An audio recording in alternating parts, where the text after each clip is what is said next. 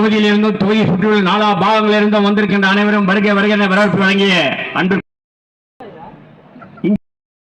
பண்பல் அண்ணன் முனுஆதி. அதற்கு அடுத்து புரட்சி தலைவி காலத்தில் அவருடைய மகன் அன்புக்குரிய அண்ணன் TKM சின்னையா அவர்களுக்கு மாண்புமிகு அமைச்சர் பதவி கொடுத்து அழகு பார்த்தவர் புரட்சி தலைவி அண்ணன் சிட்லபாகத்தவர் வழிகாட்டுதலோடு சிறப்பாக செயல்படுகின்ற அன்புக்குரிய எல்லா செய்தியாளர்கள் சிறப்பாக நடத்தி கொண்டிருக்கின்றார்.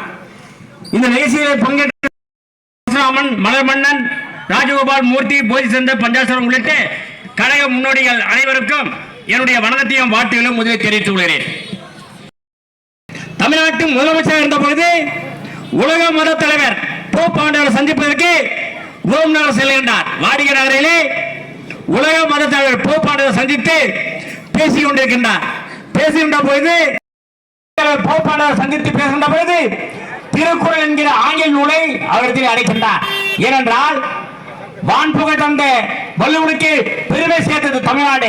அந்த தமிழ்நாட்டின் முதல் என்கிற தங்களுக்கு என்ன வேண்டும் என்று நானாக இருந்தால் அண்ணன் சின்னபாகத்திலே என்னுடைய கூட்டங்கள் ஏற்பாடு செய்யுங்கள் என்று கேட்பேன். அது என்னுடைய சுயநலம், தவறு கிடையாது. ஆனால் தமிழ்நாட்டின் முதலமைச்சர் பேரறிஞர் அண்ணா அவர்கள் என்ன கேட்டார் தெரியுமா?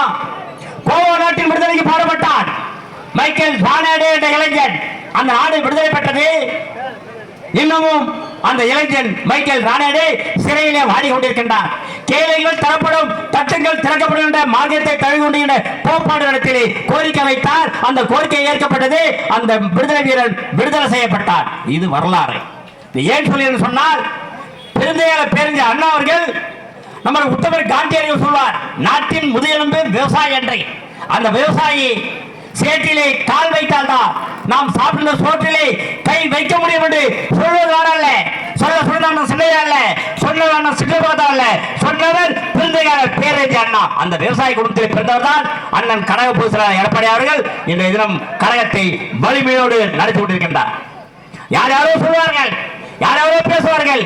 பேச போன பருப்புகள் அவர்கள், குண்டில்லா துப்பாக்கிகள் அவர்கள், கூடுதலாத கத்திகள் அவர்கள். மனம் உண்டு என்று வேலூர் சிறையிலே அண்ணாவில் இருந்த போது வெளியில் வருகின்றார். போராட்டத்தின் போது போராட்டம் முடிந்த பிறகு சிறையில் அடைக்கப்படுகின்றார். வெளியே வந்து சொல்கின்றார், தம்பி வீடு இருந்தால்தான் ஓடு மாட்ட முடியும், நாடு இருந்தால் தான் அரசியல் செய்ய முடியும்.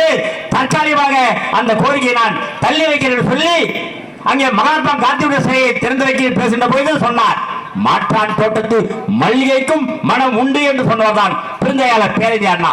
அதே போல இங்கே வேலையில் இருக்கிற அண்ணன் சின்னபாகத்தா போன்றவெல்லாம் வழக்கறிஞர்கள் சொன்னார், சட்டங்களும் நீதியும் நிலையானவை.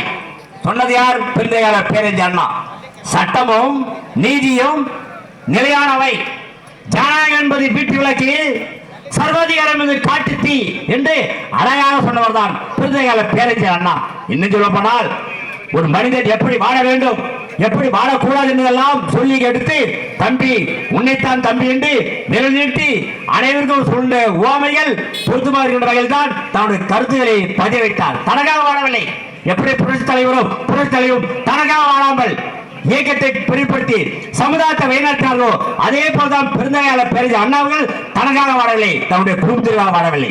புரட்சி தலைவரும் சரி, தனக்கு உடல்நாட்டில் இருந்த பொழுது உடல் நலிவுற்று இருந்த பொழுது சிறுநீரகம் கொடுத்தாரே லீலாவதி, அவருக்கும் அரசியலில் பங்கு தரவில்லை. புரட்சி அம்மாவும் தன்னுடைய வாரிசு யாருக்கும் தரவில்லை. ஆனால் வீணா போன கருணாநிதி வாயடி வாழையாக 3 தலைமுறையாக